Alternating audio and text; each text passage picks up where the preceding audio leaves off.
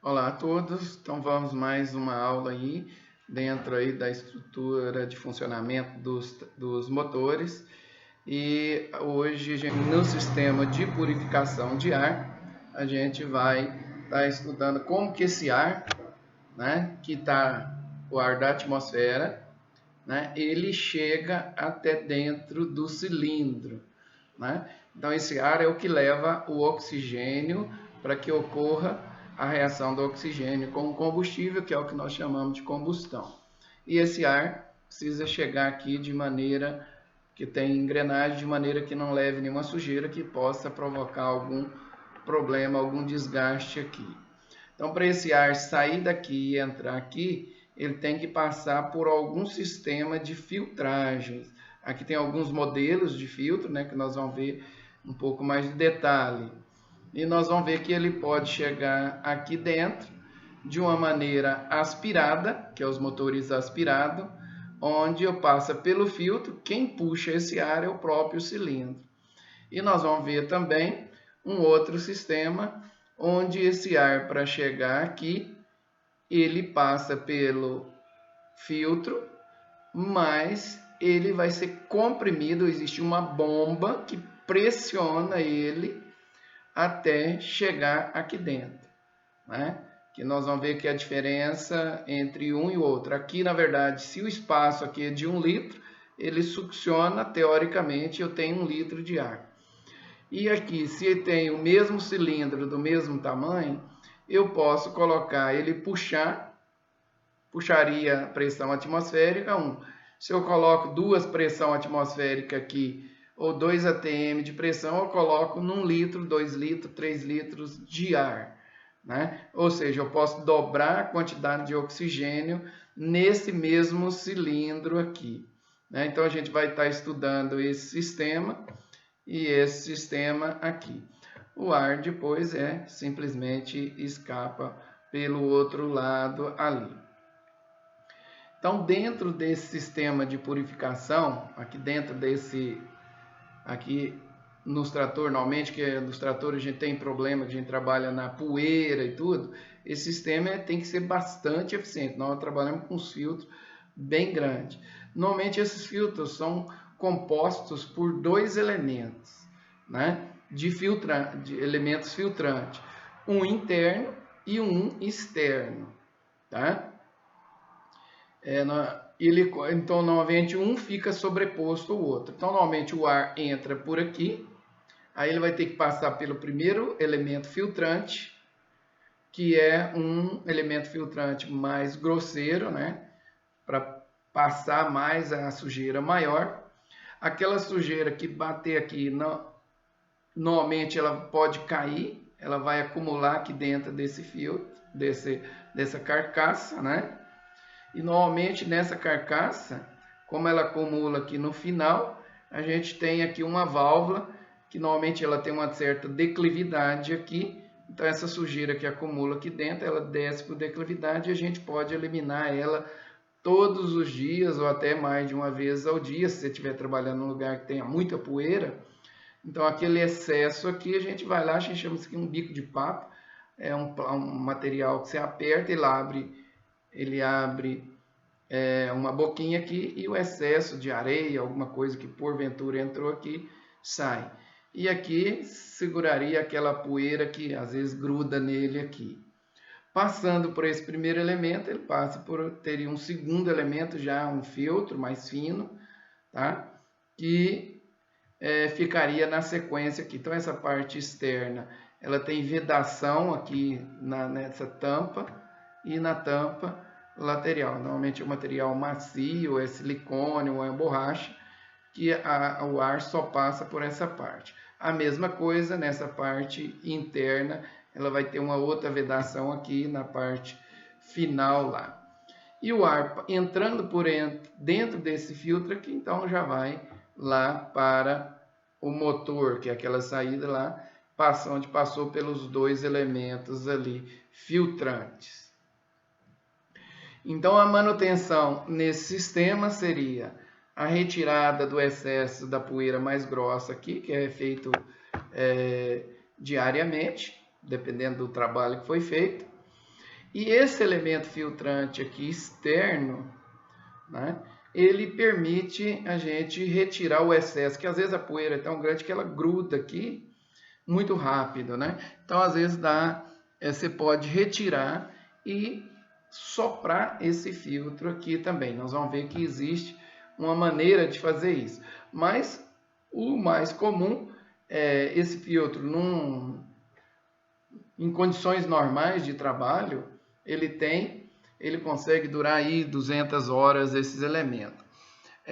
Mas caso você tenha um lugar, você pode soprar ele a cada 50 horas. Eu faço uma limpeza desse filtro e eu consigo ter uma durabilidade um pouquinho maior, dependendo do tipo de trabalho que está sendo feito, né? Essa parte interna não permite que se faça isso, não. Ele sujou, normalmente ele tapa, ele fica fechado, os furos são todos tapados e não sairia ar. Normalmente existe um sensor, né, que nesse caso a gente não está mostrando nenhum, não sei se eu tenho algum outro esquema aqui para frente. Então tem um sensor que, se der um vácuo, né, o vácuo for muito alto aqui, ele acusa lá no painel que não tá, o vácuo que está dando uma pressão negativa muito grande. Então, esse chama vacômetro, né? E acende uma lâmpada lá no painel também, que o filtro tem obstrução do filtro, tá? Caso contrário, o ideal é que nunca isso aí aconteça. Que se caso começar a ter obstrução do filtro, se eu tiver muito sujo, a fumaça aqui acaba já não entrando oxigênio suficiente e o trator já começa a produzir aqui uma fumaça um pouco mais densa, né? Ou seja, não está ocorrendo a queima. E, é claro, se isso já acontecer, nós já vamos estar tendo perda e consumo maior de combustível. O ideal é que isso não aconteça, que a gente faça a substituição dentro do período que não afete a potência do trator, que ele vai produzir, e nem que chegue a aumentar o consumo de combustível também. Então, por isso, dentro desse sistema, é importante estar sempre verificando o painel do trator se não está tendo alguma obstrução do filtro lá, né? Se é necessário limpar ele, normalmente antes do tempo de 200 horas, caso ele sujou mais, né? Só para ter uma ideia, em condições normais, essa troca aqui é feita em 200 horas. Tratores que trabalham dentro da Cargill, eles chegam a soprar esse filtro todos os dias e toda semana substituir isso aqui. Por quê? Eles trabalham em um ambiente onde a quantidade de partículas no ar é muito alta.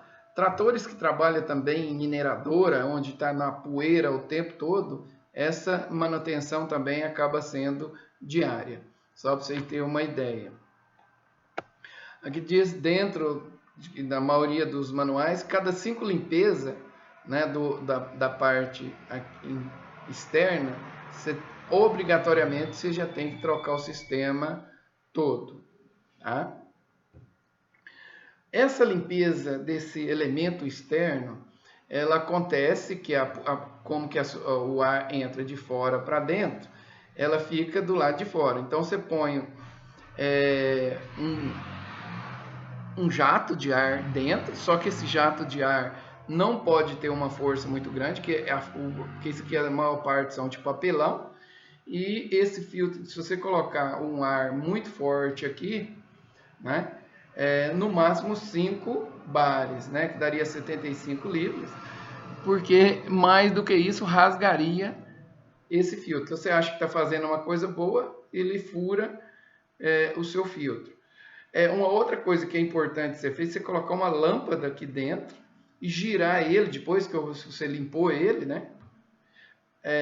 Para você ver se não tem algum rasgo, né? Com a lâmpada você gira, vai olhando né? E você vê se tem algum furo maior. Outra coisa também é importante, antes de você soprar, que bata esse filtro na mão, não numa superfície dura, para tirar o excesso de poeira, para depois você soprar. Porque se na hora que você soprar aqui, essa poeira você fica todo sujo, né? Vai sair uma quantidade muito grande de pó aqui, faz até mal para a gente. Já existe equipamento para fazer essa limpeza, né, que é equipamento com exaustor, vamos dizer assim, um tanque, né, com uma ventoinha que faz a sucção retirando isso aí. Ok? Então, isso aqui é a manutenção do filtro. Então, se tiver... outra coisa importante, esse retentor aqui, né? Ele tem que ser... se tomar cuidado, se tirar, que coloque ele na mesma posição, senão pode passar poeira por aqui também, né? Então é importante que isso aconteça. Então aqui agora a gente vai estar estudando um pouquinho mais. Até nós já vimos como que o ar faz a limpeza e chega aqui. Agora existe no sistema aspirado, né? Mas existe o sistema dos tratores turbinados, onde existe essa turbina que gira, é como se fosse uma bomba succionando o ar, tá? E jogando aqui dentro do pistão. O problema é que a maior parte dessas turbinas aqui, ela é acionada pelo ar que sai para o escapamento. Então o ar sai do motor aqui, o ar quente, antes dele sair lá no escapamento, ele sopra uma ventoinha e gira a segunda. Então, quanto maior a aceleração, maior a quantidade de ar que gira essa ventoinha aqui, ou essa turbina que nós chamamos. Então, ela está acoplada do outro lado, então girou mais rápido, mais ar joga também, maior a pressão. Ou seja, você vai acelerando o motor e a turbina vai aumentando o giro dela e aumenta a pressão da turbina. Ou seja, maior quantidade de ar eu consigo jogar aqui dentro. Ou seja, quanto maior a rotação do motor, mais ar, mais pressão eu consigo jogar aqui de ar, mais oxigênio eu consigo jogar mais diesel e aumentar a potência desse motor aqui, porque eu consigo queimar mais combustível de uma maneira melhor. Então, os motores turbinados, um mesmo cilindro, eu consigo colocar o dobro de ar, aumentar o dobro de combustível e aumentar o dobro da potência, dado a queima do combustível. Por outro lado também, se a gente verificar, a potência é dada também quanto maior a taxa de compressão, né, maior a potência que eu consigo. Nós vimos isso aí dos motores, maior a potência que esse cilindro consegue imprimir porque o espaço sendo menor, quando ocorre a explosão, a temperatura dá uma pressão maior pela mesma quantidade de combustível, maior a potência. Então eu tenho nos motores turbinados, mesmo que eu não consiga, que eu não injete mais combustível, eu tenho uma potência maior nos motores turbinados com a mesma quantidade de combustível, pela taxa de compressão que é aumentado pela quantidade de ar, e na compressão ele vai comprimir 1 litro ou 2 litros. Quando eu comprimo 1 litro, a pressão, a taxa de compressão é 1. Quando eu dobro quantidade de ar, a taxa de compressão dobra também. Então, levando os tratores turbinados, eu consegui fazer motores muito menores com potência muito maior. Por outro lado, também eu tenho a capacidade de jogar mais oxigênio aqui, e tendo mais oxigênio, eu tenho a queima do combustível que eu jogo aqui, ela é melhor, porque não vai faltar oxigênio, né? Então, eu tenho uma queima aqui mais eficiente nos motores turbinados também, desde que eu não jogue, né? Normalmente a gente vai aumentando o combustível também, à medida que a gente aumenta a pressão da turbina, eu consigo colocar mais combustível, né? Mas isso vai ter que mudar todo o mesmo motor turbinado, eu tenho que redimensionar o sistema de refrigeração, porque a quantidade de combustível que joga aqui também, sendo maior, o aquecimento do motor é maior. Então tem que melhorar o sistema de arrefecimento dele. Tá? Aqui tem uma outra característica também que ainda não falamos. Como essa turbina, normalmente ela trabalha em conjunto aqui, a saída de ar e a entrada, esse sistema aqui acaba aquecendo o ar, que às vezes tem a temperatura aqui ambiente de 30 graus, quando ela chega aqui, ela chega na temperatura às vezes de 60, 70 graus. A temperatura de 60 graus, ela já está quente, ela já entraria um ar quente aqui dentro. Tá? Então é mais difícil comprimir o ar quente. Eu teria dificuldade maior de jogar mais ar aqui. Então, nos sistemas turbinados, existe motor que tem turbina e o sistema de intercooler, que é o ar entrar aqui a 30 graus, vai para 70, 80 graus, e depois ele passa num sistema abaixando a temperatura, que é o intercooler, tipo um radiador, e joga numa temperatura aqui de novo mais baixa, que ajuda, eu consigo comprimir o ar mais frio, melhor, e eu consigo colocar mais oxigênio. Então os motores turbinado intercooler são mais eficientes do que os motores só turbinados, né?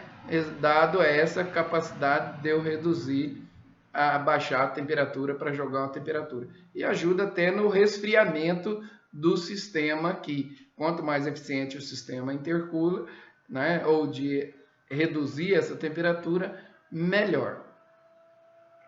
Aqui é só mostrando, então, dado a mesma taxa de compressão, mas se eu estiver comprimindo 1 litro ou 2 litros, a potência do motor muda também.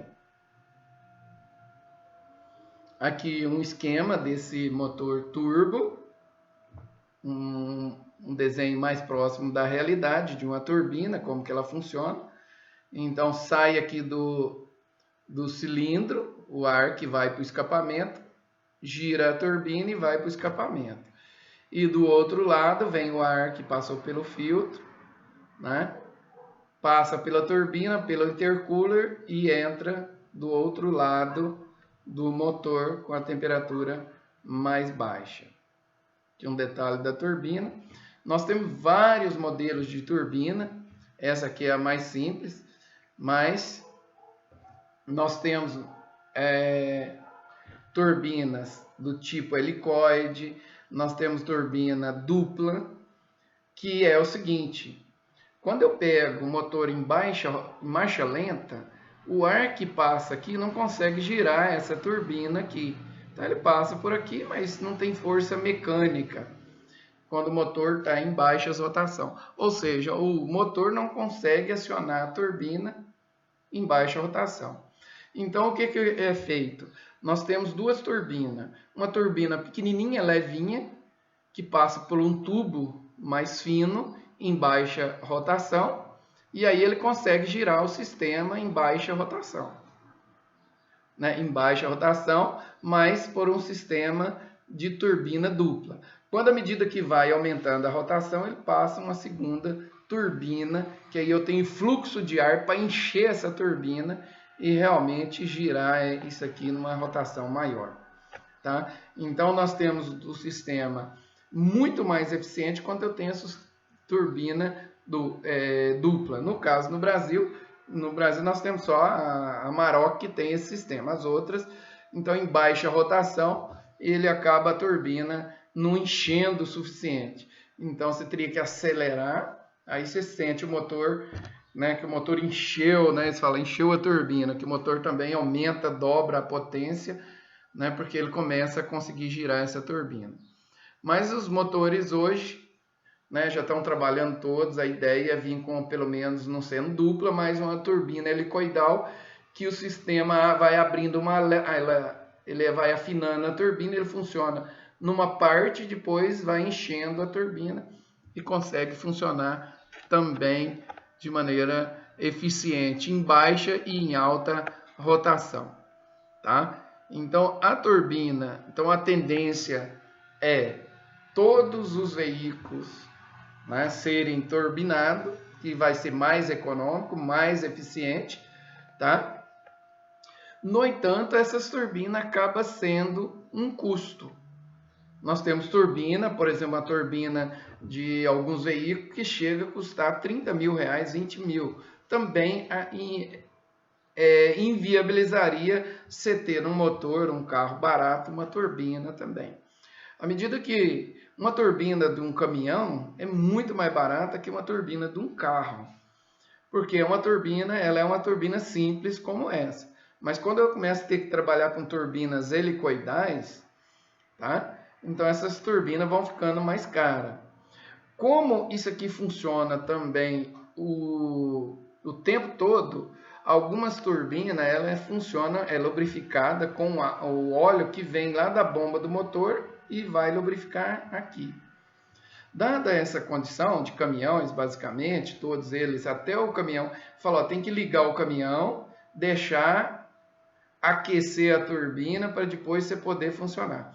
Na verdade, isso aí gasta no máximo, né, aí 30 segundos, que é o tempo do óleo sair lá do cárter e chegar na turbina também, lubrificar ela para você depois poder sair. Tem gente que deixa 1 minuto aquecendo, isso é ignorância mesmo. Não existe essa necessidade de ficar.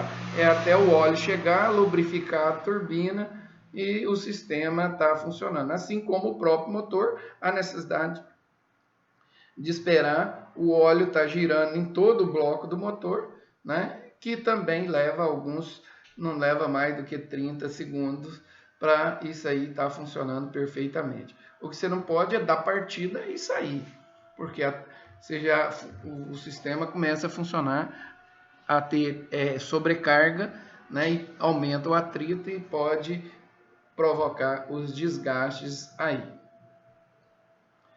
Aqui só mostrando essa questão da temperatura aqui do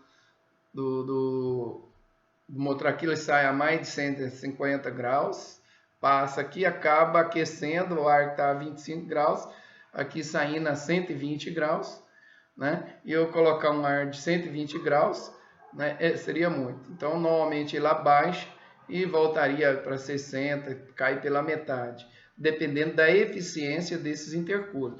Não é claro, nós temos intercooler em alguns veículos que chega a baixar essa temperatura muito maior. Isso aqui, no caso, eu peguei o exemplo de um motor de um trator normal aí em serviço, tá? Que esse é o esquema que eles me deram isso aqui.